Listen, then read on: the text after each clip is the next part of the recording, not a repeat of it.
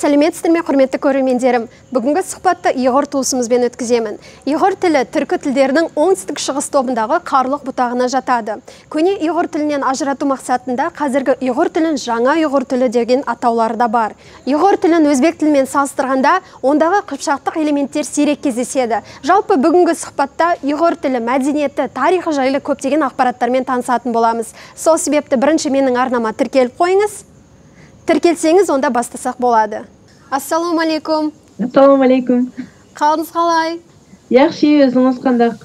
Көп рахмет, жақсымыз. Міне бүгінде ұйғыр туысқанымызбен кездесіп отырмыз. Сұхбатқа келіскеніңіз үшін көп рахмет. Мен үшін бұл үлкен құрмет сіздің жақтан. Қай жақтан боласыз? Өзіңізді таныстырып өтсеңіз. Ісімім Бақтинур, Қазақстан, Алматы шәһәрінен болумен. Жақсы. Қашаннан бері Алматыда, Қазақстанда тұрып жатырсыз? Осы Мушияда туылып өстім. Туылғанымдан бері Қазақстанда, Алматыда. Жақсы. Есіміңіз Бақтинур екен, екеуміздің есіміміз ұқсайды екен. Балнұр, Бақтинур. Жақсы. Есіміңіз қандай мағына білдіреді? Соны айтып бере аласыз ба? Бақыт вә нұр. Бақыт нұр деген мағынаны білдіреді. Ұйғыр тілінен алғанда, иә? Әлбетте. Ұйғыр тілінен тәржіме қылынғанда. Жақсы. Ал жалпы негізі өзіңіздің ата тегіңіз, ата бабаларыңыз қай жақтан? Негізгі қоныстанған жақтары. 2023 жылы YouTube'ты бастау табысты болады ма деп көбі сұрайды. Әрине, YouTube'тен табыс табудың мүмкіндіктері өте көп. Мен сіздерге арнап тегін сабақ дайындап қойдым. Ол жерде бастапқы 1000 тіркелушіні қалай жинау керектігі, өзіңіздің YouTube арнаңызды қалай монетизациялауға болатындығы, YouTube алгоритмі қалай жұмыс жасайтындығы, бейнероликтеріңізді рекомендацияға қалай шығаруға болатындығы және тағы да басқа сусыз ақпаратпен тегін бөлісіп жатырмын. Тегін сабақты қарау үшін осы видеоның анықтамасындағы ссылка арқылы өтіңіздер. Сонымен қатар керемет бір бонусқа еленіңіздер. Қазақстан, бұва мамам әмсей қазақстанлық, ама Алматы облысыдың. Алматы облысыды туылып өскен, яғни Қазақстан ерлік өкілі. Жергілікті қазақстандықсыздар. Түсінікті. Олай болса сіздер қазақ тілін жақсы түсінесіздер деген сөз, қазақша да сөйлейсіздер деген сөз, е? Қазақшаны яқшы біліміз, мүкәммәл біліміз, 100% біліміз десек болады. Керемет, екі тілді керемет меңгерген сіздерге, жақсы. Енді ұйғыр халқының тарихы, мәдениеті жайлы бірнеше сұрақтар мені қызықтырады. Сол жайлы сізге сұрақтар қойып, жауаптарын алсам деген. Ең бірінші сұрағым, бүгінгі таңда ұйғыр халқы қандай мемлекеттерде қоныстанған, сол жағын білесіз бе? Ұйғыр халқы көпінше Қазақстанда, Өзбекстан, Қырғызстан, Европаның бәзі бір шәһәрлері, Германия, Швеция қатарлық мемлекетлерде орналасқан. Бірақ асасын мұшу Қазақстан, Өзбекстан бә Қырғызстанда көп жайлашқан. Ал Қытай жақта, Шинжаң жақта бар ғой, ұйғыр халық? Әлбетте бар. Қытай, Шинжаң тәріпті ұйғырларының көплігі орналасқан. Бүгінгі жағдайдағы бағынышлық қанша саны бар келген білмейміз, ама асасын шу яқты орналасқан. Жақсы. Ал ұйғыр халқы қандай діни сенімді ұстанады? Ұйғырлар 11-ші ғасырдан бері ислам дінін қабыл қылған. Яғни ислам діні дін тарапыдан исламдың ішініміз Аллаға апақат. Ислам дінінің қай тармағы? Сүннит тармағы ғой, е? Әлбетте, сүннетлі. Жақсы. Ал 11-ші ғасырға дейін қандай дінім наным сенім болған білесіз бе? 11-ші ғасырге чаң ұйғырлы әр түрлік наным сенімлар ішенген. Отқа, суға, буддизмнің бәлгілік бір тәріпі болған, ама ислам қошылған аралаш болғанда, шу сәбептен суғымы шенген, айға, көкбөрге, күнге, шынақ тәби хадислерге ішеніп келген. Кейін 11-ші ғасырдан башлап ислам дінін қабыл қылған. Жақсы, түсінікті. Бұл жерде жаңа діни наным сенімдерінде қазақтармен де ұқсастық бар екен. Бізде де сол ислам дініне деген тәңіршілік, отқа, суға сенгенбіз. Жақсы. Ал басқа мемлекеттерде тұратын ұйғырлармен араласып сөйлесіп көрдіңіз бе? Әлбетте, көрдім. Түркияда тұрдыған ұйғырлар білән, Шаркый Түркістан тұрдыған, Өзбекстан тұрдыған ұйғырлар білен сөйлесіп, сөhbет алмашып тұрмыз, хабар алмашып. Тілде өзгешелік бар ма, әлде бірдей сөйлейсіздер ме? Ба, тылның пәрқи башқа мемлекетлерде емес, бір Қазақстанның өзідімі пәрқ бар. Мәселенге, еркетлік ұйғырлар башқычан сөзлейді, ұйғыр районлық ұйғырлар башқычан сөзлейді. Ама әмісінің келіп чықшы бір болғалықтың бір-бірімізді оңай түшініміз, фақат диалект деп атаймыз ғой, яғни әрбір елік ұйғыр өзігітен өзіге хас сөзлері бар. Ол себептен сәл айырмашылыққа болып тұрды. Башқа мемлекетлер біле селіштіргенде, мәселен, біздің тылымыз көпінше қазақчыға яки русчыға оқшап кетідіған болса, я сөйлешімізді шу сөздерін қошыдыған болсақ, башқа мемлекетлер қайсы мемлекетті тұрды, мәселен, Түркия тұрдыған ұйғырлар түркчені араластырып сөйлейді. Себептен фәрқ бар. Дұрыс айтасыз. Ал басқа түркі тілдес мемлекеттермен сөйлесіп көрдіңіз бе, қазақтардан бөлек? Сөйлесіп көрдім. Қазақлар, өзбеклер, қырғызлар, түрклер, әзербайжанлар. Жақсы. Сол кезде ұйғыр тілінің сол тілдегі қаншалықты ұқсастығын байқадыңыз? Мысалға, ұйғыр тілі мен түрік тілін алып қарастырсақ. Ұйғыр тілі білен түрік тілі оқшап келді, ama пәріқлер бар. Әң еқін ұйғыр тілі оқшайдыған ол өзбек тілі. Өзбек тілі білен ұйғыр тілі бір-бірсіге чықарақ оқшайды. Мәселен, қазақ тілі білен қырғыз тілі көп оқшыса, бізді ұйғыр тілі білен өзбек тілі көп оқшайды. Бірақ қазақша, орыс, қырғызша, түрікше, әмісідегі сөзлер бір-бірге оқшап келді. Қазақстанда ұйғыр тілді мектептер бар ма? Негізі бар екен білемін, бірақ қай жақта, қандай қалаларда орналасқандығын білсеңіз.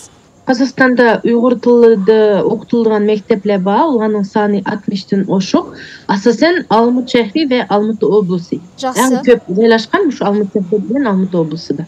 Өзіңіз қандай мектепте оқыдыңыз, қандай мектеп бітірдіңіз? Мен таза ұйғыр мектебini tamamladım. Алматы шәһридегі 153-ші гимназияны, яғни Абдулла Розбақиев намыдегі ұйғыр гимназиясыны бітірдім. Жақсы. Сол сіз оқыған кезде, мүмкін қазіргі кезде ұйғырлардың мәдениеті, тарихы, әдебиеті оқытылады ма мектепте? Әлбәтте оқытылды. Шуның белән қатар, мәселен, қазақ тарихи, қазақ тілі әдебияты, рус тілі әдебияты, инглиз тілі әдебияты ве шуның белән бірлікте ұйғыр тілі әдебияты оқытып үйретілді. Сонда сіздер бізден де көп пән оқыған көрінесіздер. Арсыды ба.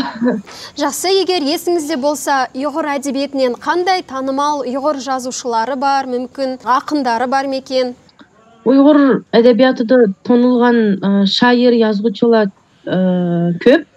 Мәселенге, әр түрлік әсірге, әр түрлік пағалетке бағыныслық. Атап етсақ, Mahmud Qashqari, Yusuf Qasajib, İlya Bəxtiyar, Fatgül Məqsədova, zamanıvi və burunqi deb bölüb görsəkmi oldu mu? Sənə zamanıvi şair yazğıçılardan İlya Bəxtiyar, Fatgül Məqsədova, Hizm İskəndərov, Hizmet Abdulin, ondan көп болар. Керемет. Ал қандай да бір өлең жазбаларын білесіз бе? Бұлай айтып өте аласыз ба? Иә. Мәселенге Fatgül Məqsədovanың Yaşna Қазақстан деген шиіріне оқып берсем болды. Рахмет. Болсымы кеткен чексіз дала қойның, әсірлі жырдың ғемкен құсып бойның, ішешлік сөзлеместін өз тылыңда, бешіді тұралмадың талай тойның. Ұнтылып баратты әм ұрпа әдет, пәйтіді келіп етті күткен амет, қош тұлдың қанат қақты әл тамғанда, ярышып алы тағдек мәғрур қамет. Керемет, көп рахмет. Қандай тамаша өлең жазбасы. Сіздің орындауыңызда өте әдемі шықты. Рахмет. Ал сіздің ойыңызша Қазақстанда ұйғыр халқы қазақ тілінде қанша пайызы сөйлей алады? Мен тыл еқін болғандықтан башқа мемлекеттерге қарағанда ұйғырлар қазақ тілді жақсырақ біледі деп ойлаймын. Менің ойымша бір 65-70% қазақ тілін толық біледі деп ойлаймын. Жақсы, керемет. Сонымен қатар менің де бір ұйғыр достарым бар, Алматыда тұрады. Еркін қазақша сөйлейді. Бұлай түріне қарасына қазақ деп шатастырып қоясың. Мысалға, енді сіз Қазақстанда туып өскеннен кейін, меніңше сіз Қазақстандағы ұйғырлардың негізгі кәсібін білесіз. Жалпы ұйғырлар Қазақстанда немен айналысады негізінде? Umumen Uyghur halkı burundan dihan, soda setiq bilen şugullandı. Kazakstanda elbette barlık sahada Uygurlar işleydi. Mesela men özüm doktor. Ama Uygurların köpü soda setiq işlerdi mi, memleketlik işlerdi mi işleydi. Жақсы. Сонымен қатар Алматы қаласында тағы да бір ұйғыр таныстарымыз бар. Үлкен жаңағы егін алқабы бар. Көбінде байқасам, ол жақта ұйғырлар осы егін алқабымен мықты айналысады. Қарбыз, қауын өсіреді екен, сарымсақ, тонна-тоннамен өсіріп сатады. Керемет, өте еңбекқор халқысыздар. Ол жағынан бірден байқалады. Енді ұйғыр халқының ұлттық тағамдарынан қандай ерекше тағамдарды атап бере аласыз? Hemimiz biladigan men çeşire, manta, öpke isip деген tağam var. Yani öpkeni ve kalnoşçuyeni pişiriş arkalı tayarlanılan tamak. Süyğaş, halvaş, bizde tamakның türleri cık. Yani başka memleketler bile seriştirganda tamak bizde türleri cık ve ulanın tayarlanış usulları her xil. Енді өзім мен жалпы ұйғыр лағманын өте қатты жақсы көрем. Ұйғыр үйінде қонақта болдық, сол кезде тез ұйғырдың лапшасын соғып столға ұзын созып, көкөністер турап тез. Сол кезде байқағаным, мысалға ұйғырларда мейрам болса, қандай да бір той болса, барлық туғандар жиналып көмектесесіздер, бір-бірлеріңізге. Ол міндетті түрде, байқағаны бойынша. Unutып кетіп ме, Uyghurda en asasen etken çay деген болды, yani tuz bilen tayarlanған süt arqылық çay. Çay, tuzбен. Жақсы. Негізінде кезінде бізде де қазақта ата-бабаларымыз сол тузбен çай ішкен болатын. Қазір ғой қант қауысып кеттік. Tuz bilen süt bilen tayarlandı, etken çay деген çay бар. Ой, керемет. Шайды сағындым. Шай салып беріңіздерші маған. Балиде çay yok mu? Бұл жақта енді біздік сияқты шай жоқ әрине. Бұл жақта сүт те қымбат. Сондықтан енді өзім шай жасап іше алмаймыз. Жайтам. Жалпы бағана той туралы қозғап кетіп едім. Енді ұйғырлардың үйлену тойы қалай өтеді? Қанша күнге созылады? Сол жағынан нақтырақ бір айтып берсеңіз өте қызықты.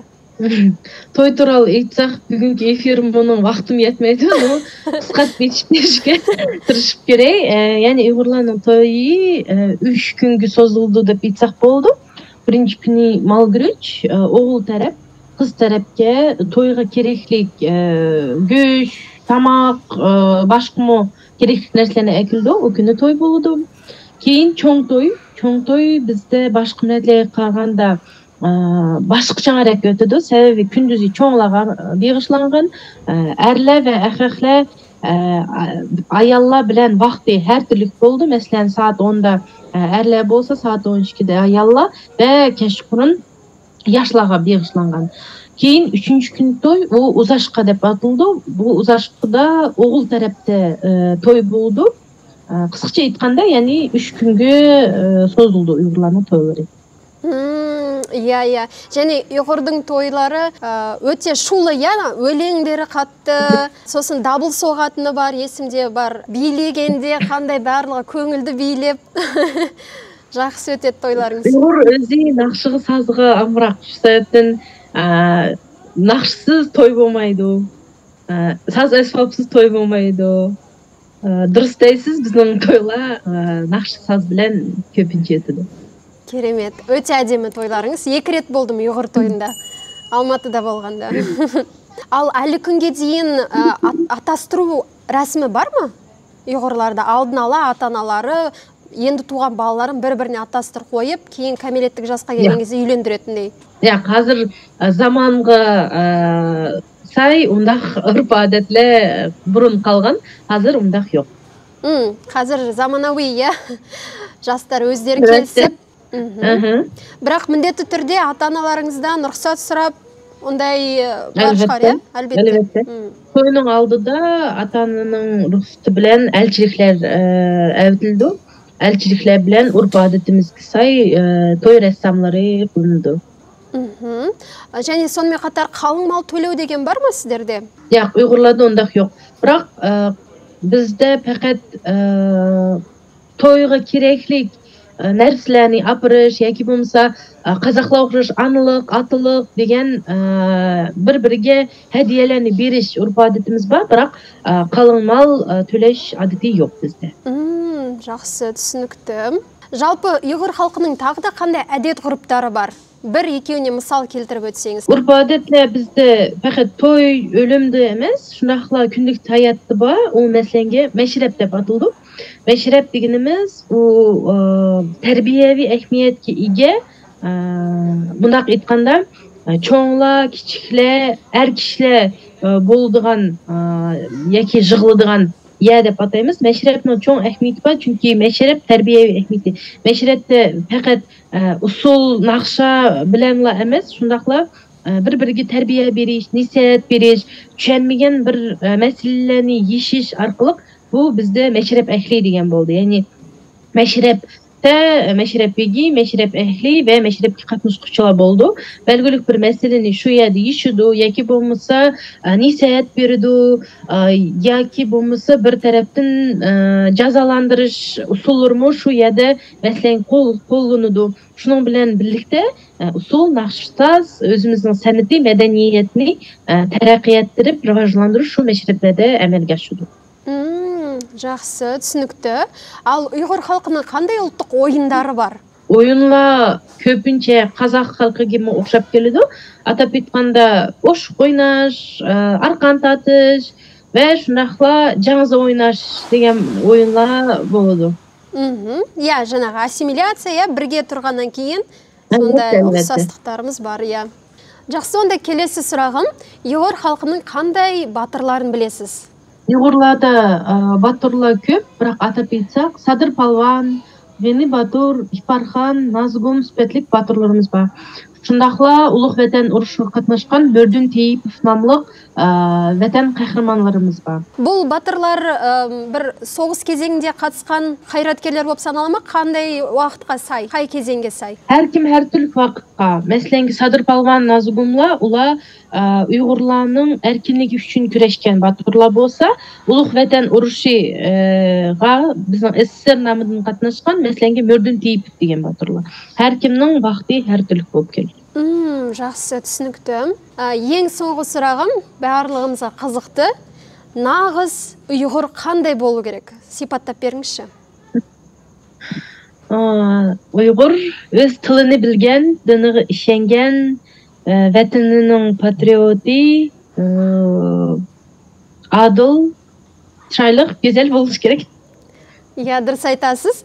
Жалпы өзіңіздің бір тілектеріңіз болса, мүмкін көрермендерге айтатын ұсыныстарыңыз, тағы да басқа ойларыңыз болса, айтып өтсеңіз болады. Hammalarga бақыт тілеймін. Өзім доктор ретінде hammalarga birinchidan тән саламат тілеймін. Саламатлығыңыз мықты болсын. Көп рахмет. Я, денсаулығыңыз мықты болсын. Сізге де барлық жақсылықты тілеймін. Жұмысыңыз табысты болсын. Көп рахмет. Тағы да сұхбатқа осылай келіскеніңіз үшін. Уақытыңызды бөліп, кеш болса да. Рахмет. Жақсы, онда қош көріскенше сау болыңыз. Тағы да сізбен байланыста болармыз.